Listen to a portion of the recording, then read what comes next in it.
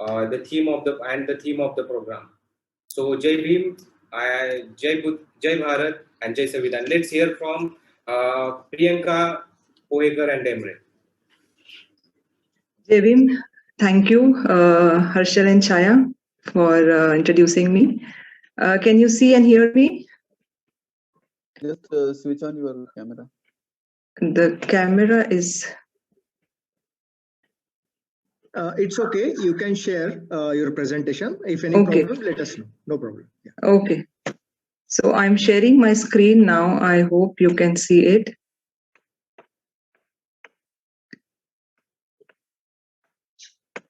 Yeah. Can you please see my screen? You can see it. Please make it in the presentation mode. Thank you. Okay. So yes. Jai Bhim and Namo Buddhaya, all of you. First of all, my sincere tribute to Dr. Babasaheb Ambedkar on his 138th birth anniversary. And it's been a pleasure to be invited as a speaker on a very important topic of cultivation of mind. So when we talk about the cultivation of the mind, what we are talking about. So now I'm sitting here in front of you. So what is defining me? Is it my body? Is it my appearance? Is it my speech? Or what do I hear? So what is defining me? So it is the mind which is defining me. So the mind, which is full of wisdom, compassion, vision. Okay, so in medical field, the mind is a brain. It is just a brain with synapses, with lot of chemicals inside which interact with each other, and then the body works with the mind. But the mind is defined, as I told you, by the wisdom, compassion, and vision. So let's go through the topic of cultivation of mind, be thy own light. In this presentation, I will be talking about the philosophy behind the cultivation of the mind. What is the aim of cultivation of the mind? What is the significance of cultivation of the mind? How it is relevant in today's world? What are the ways in which we can cultivate our minds? What will be the outcome of cultivating of the mind? And after talking about this presentation, about this topic, what we are doing, what we are taking home, and not only putting it into just listening it, but putting it into practice, and not only for ourselves, but how can we spread the message of cultivation of the mind for the betterment of the society. Dr. Babasaheb Ambedkar has rightly said that the cultivation of the mind should be the ultimate aim of human existence. Now, this sentence or this thought of cultivation of the mind of Dr. Babasaheb Ambedkar, we come across this thought very often. But do we actually think what is it, this cultivation of the mind? Do we go deeply into it? We obviously not very go deeply into it because we don't understand. We barely think about the cultivation of the mind. So the seeds of this cultivation of the mind comes from the philosophy of Buddhism. Dr. Babasaheb Ambedkar has taken these thoughts from the Buddhist philosophy. So as per Babasaheb Ambedkar, cultivation of the mind is the essence of human existence. So Dr. Babasaheb Ambedkar, he is called as a father of the Indian Constitution. When he wrote the Indian Constitution, he insisted on democracy. What is the democracy? Democracy is seen as the metaphor society. Metaphor society is the society which is filled with the feeling of belovedness to the other human beings, to the other living beings, and it is the ultimate goal of the mature human societies. What Buddha is giving the teaching on the cultivation of the mind. So if we compare other religions with Buddhism, so what is the discriminating factor in Buddhism is that it gives the importance on cultivating the mind. Okay, this is the essence of Buddhism. So if we just take an example of Hinduism, so what is the basis of Hinduism? They speak about the Atma or the soul, but in Buddhism, we speak about the cultivating the mind. So, as I said, that it is the distinguishing feature of Buddha's teaching, which lays in the recognition of mind as the center of everything.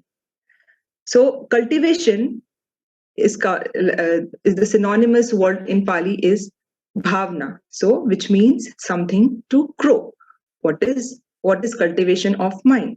So, it comprises of two important words. The first word is cultivation, and the second is the mind. Okay, so if we go to the farm, like the farmer, he sows the seed. The seeds grow into a small sapling. Okay, then the leaves come, then the roots come, and finally it grows into a big plant, and which gives fruit to us, and the fruits we can. It gives us happiness tasting the fruits and all.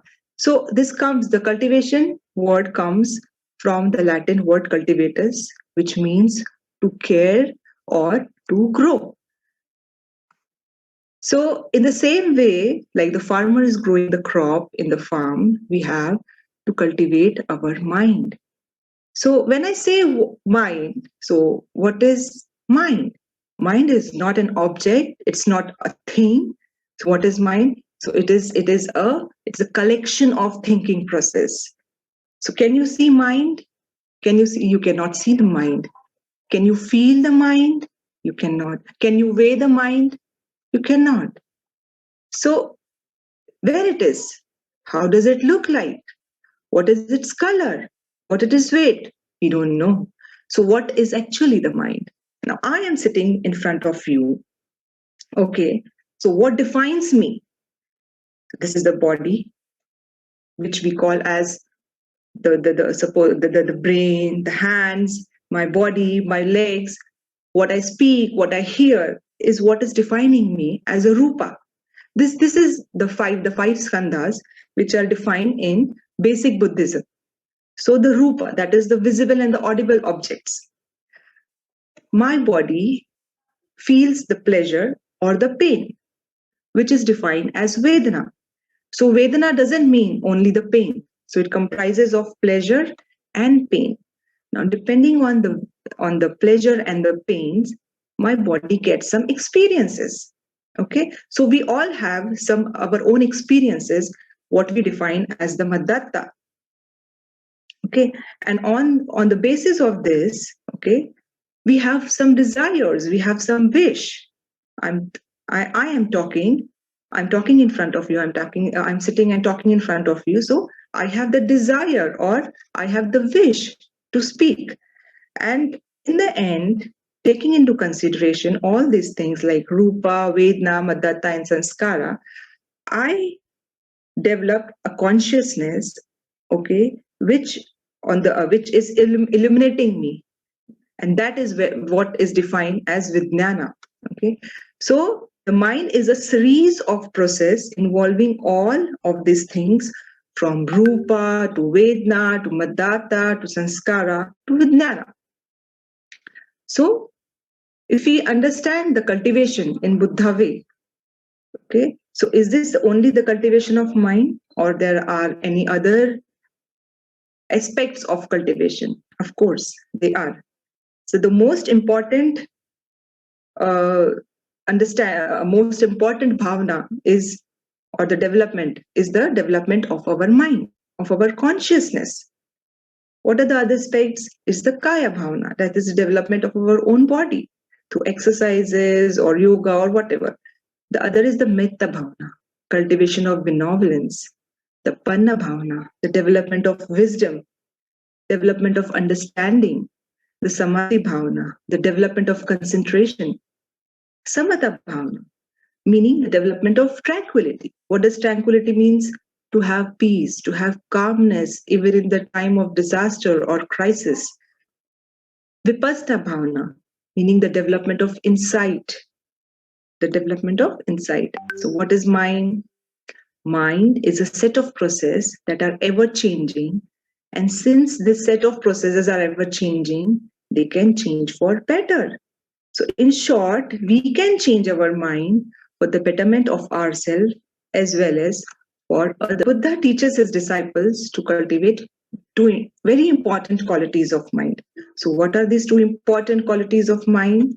The cultivation of mind, the chitta bhavana, and the cultivation of mitta bhavana, that is karuna, the practice of love for all beings. So in basically, the practice of understanding the mitta bhavana is I can't be happy alone while others are suffering. So if you take into consideration the example of Dr. Babasaheb Ambedkar, you will be very nicely able to understand the cultivation of mitta bhavana. All his life, Dr. Babasaheb Ambedkar struggled for the happiness of others. So it gives us opportunity to think beyond I, me, and myself. So in all these slides, I have been only talking about the Buddhism as a way to cultivate the mind. Why not other religion? So if we take into consideration the religion of Hinduism. So in Hinduism, there is a caste system or the Varnashrama system, which is divided as a pyramid, and it is a fixed system which is defined by the birth, which cannot be changed. So the son or the children of the Shudras will be Shudras from birth till death. So this is something which cannot be changed. Okay, so here a person is classified and fixed to a Varna, like a Brahmin, Kshatriya, Vaishya, Shudra, or a state of consciousness, and it cannot be changed as long as the person is alive. What about in Buddhism? In Buddhism, the mind or the state of consciousness can change and it is capable of transformation for the better. So Buddhism gives a fair chance to everyone. So it is not by birth. It is not by birth that a son or the child of Buddha of the Kshatriya will be a Kshatriya or a Shudra will be Shudra. So everyone has the opportunity to cultivate their mind and fulfill the ultimate aim of the human existence. So this was all regarding the philosophy behind the cultivation of the mind. Now, what is the aim of cultivation of the mind? The aim of cultivation of the mind is to attain the wisdom, the Buddha wisdom, to make us aware, okay, for awareness, to make us the realization that what is the truth, for the truth, and for understanding our mind. So the main and the important aim of cultivation of mind is Buddha wisdom. Now, see, as I have already told you that the mind is it is not just a brain which is like full of synapses or chemicals, but it is it is a computer. It is like a computer in which there are so many connections. But what is the power? What is the thing which is running all the brain? So there are three important things which are running the mind. These are the wisdom, the compassion, and the vision. Okay, so what is Buddha's wisdom? The Buddha's wisdom is to attain enlightenment. Okay, enlightenment, what do you mean by exactly the enlightenment? Enlightenment means to have the ultimate knowledge, okay, to have the ultimate intellectual, to understand the thing and how to use that thing for the betterment of the human society. Okay, so the goal is to develop ultimate happiness, freedom from suffering, and it's not a one-day process. It needs an enormous amount of work, which is consistent, and it needs a lot of determination. And it is not achieved in a day, and it is a goal of the human existence. Okay, so the significance, what is the significance of cultivation of the mind? So when we are cultivating our mind, So we are actually eradicating the 3 poisons. So what are these 3 poisons? These are greed, hatred, delusion, okay, the injustice, inequality, casteism. So the mind which is full of these poisons, it is an occupied mind. When the mind is occupied by all these things, our mind is fixed, okay, and it is not able to transform itself. And a fixed mind, an occupied mind, a bound mind, it is not capable of cultivation. So these are the hindrances for the cultivation of our mind. And we have to purify the activities of the body, of the mind, and the mouth. So, purity of body, mind, and soul means we have what we are speaking, what we are talking. It should be reflected. Okay, it should be reflected in our act. What we are doing. So and to integrate the phenomena of the mental cultivation. So the very important the Buddha's teaching is the eightfold path. So what are these eightfold path? So this is very nicely defined in Dhammacakra Pravartan Sutta. So what does it define? We should have a right understanding, we should have a right thought, right speech, right action, livelihood, right efforts, right mindfulness, and right concentration. So this, if I go on explaining this, so it will take another 1 hour. So very shortly, I'm just telling you all these eightfold path. And this is, if we are following this eightfold path, so this is our path, or this is a journey towards the cultivation of the mind, so as to avoid or escape from suffering and to find the eternal happiness, or we call as the nibbana. So our mind is the source of all the happiness, all the distress. And if we cultivate our mind properly, then we can deal with the distress and we can handle our success in a much better and adequate manner. So suffering is something which is unavoidable. Now see, in this world is full of materialistic things. There are a lot of distractions in this world, and so it is our prime responsibility that we cultivate our mind. A cultivated mind is a very patient mind, it's a very idle mind, and it is not affected by any external forces. Okay, so it is our responsibility so as to cultivate our own mind and to gain the strength to respond to that sufferings more efficiently. So in this way, we can enter the divine consciousness. Now in today's world, so why we are talking about the cultivation of the mind, how it is relevant in today's world. So if we see the today's world, I've already said that this is a materialistic world, it's a very busy world, and nowadays there are a lot of sensory inputs in the society, like there is anxiety, depression, jealousy, anger. Okay, so all these things, they make the mind unstable, and these are the hindrances for the cultivation of the mind. Now a mind which is awakened, that awakened mind is called as the bodhicitta. So the bodhi means awakened and chitta means mind. So the mind which is woken up to what lies behind I is the bodhicitta. The best example of the bodhicitta mind is Dr. Ambedkar. Okay, so that's why we call Dr. Babasaheb Ambedkar as a bodhisattva mind. See, Dr. Babasaheb Ambedkar has attained the highest degrees, okay, in politics, in economics, okay. So he has proved through his action that why he's called as bodhisattva. He has educated. He was so educated. He got a lot of degrees in economics, politics. He would have been a very good lawyer. He would have gained a lot of money through his legal practice as a politician, or he could have even migrated to a developed nation to lead a comfortable life. But did he did so? No. Why he didn't go out of India in the developed world, so as he could gain money? No, because he wanted to uplift the society. He wanted to work for the betterment of his fellow unprivileged community members.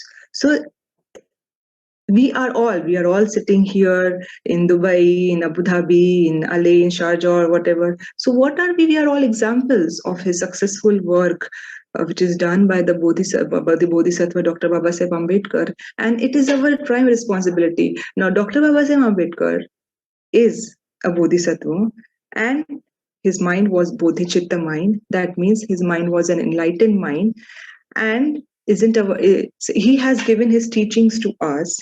Okay, so he has done his utmost to give, to give his thoughts, to his teachings, to awaken us. So it is our prime duty that we, in our society, in our future generations, we ourselves cultivate our mind, and through the cultivation of the mind, whatever the freedom or the happiness we are giving through the metta, to the act of metta, we are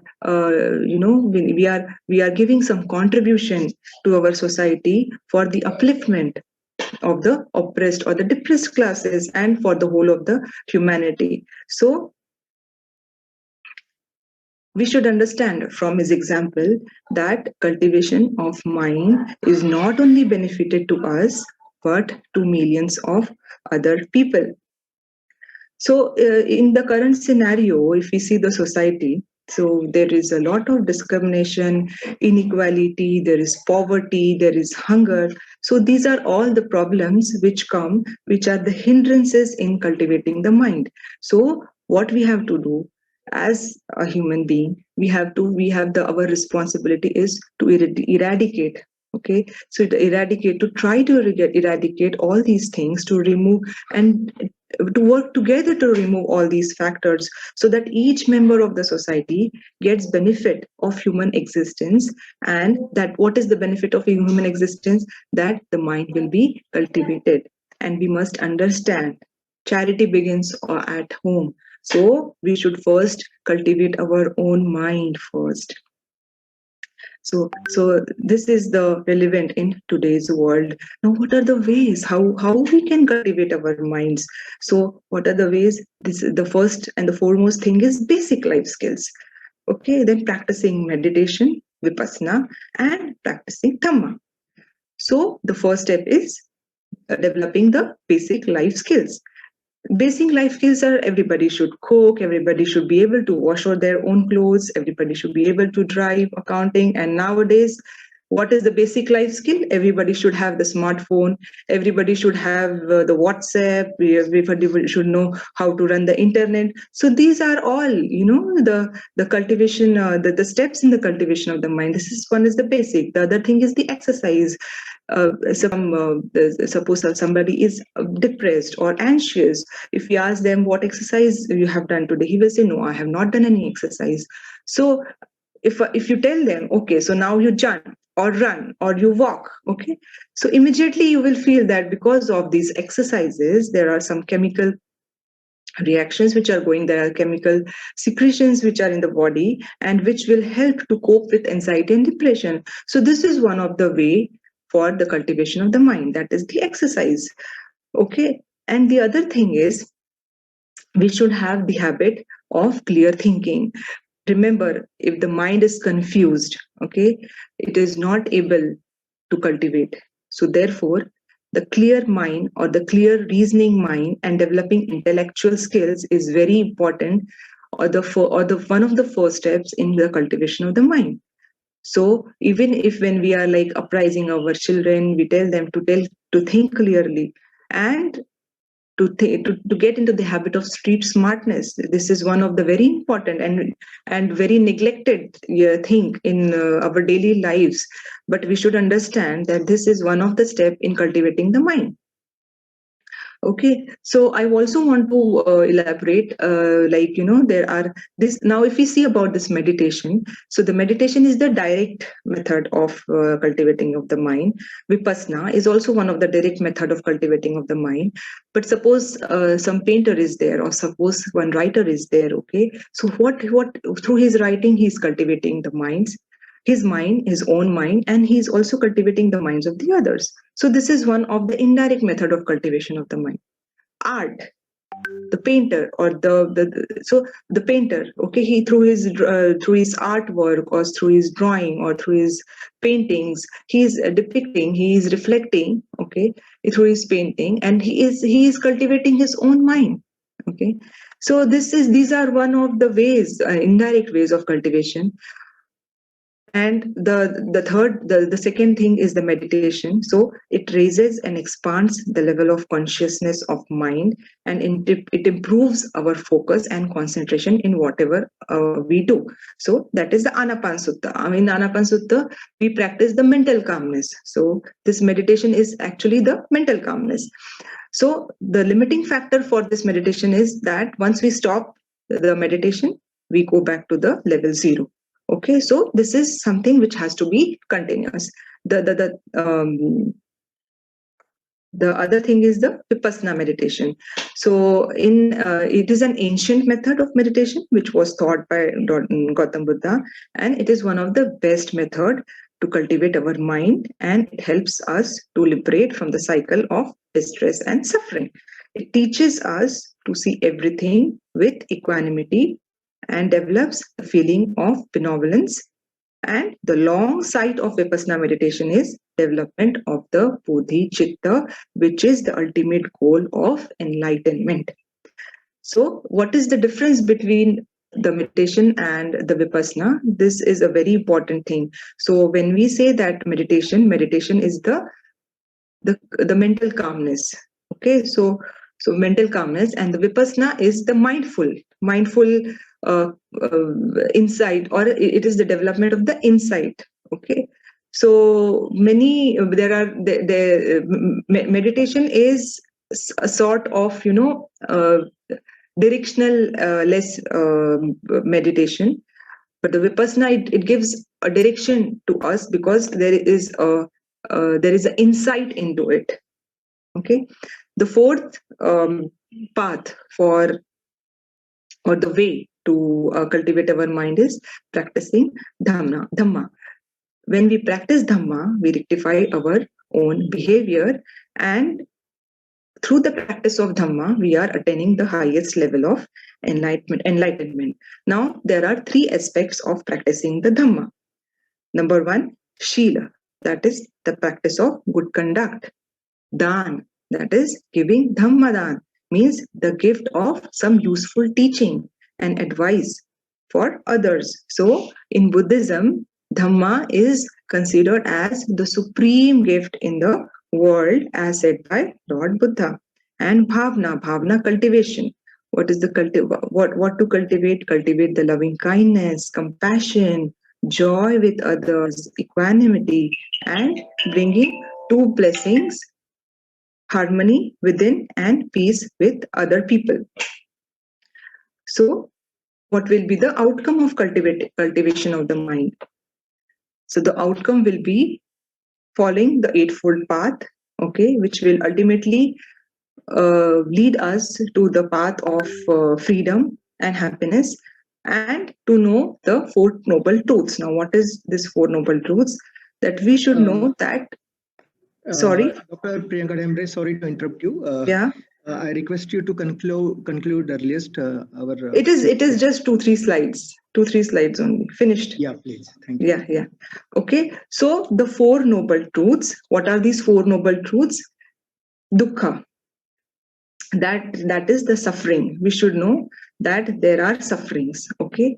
The second is samudaya.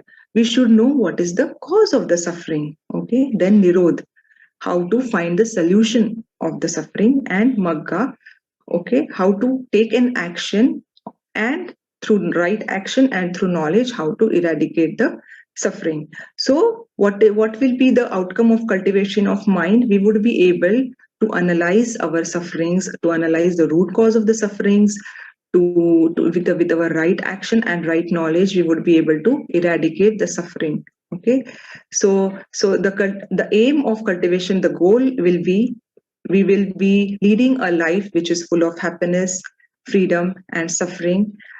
Okay, so we should understand that this is not a one-day process.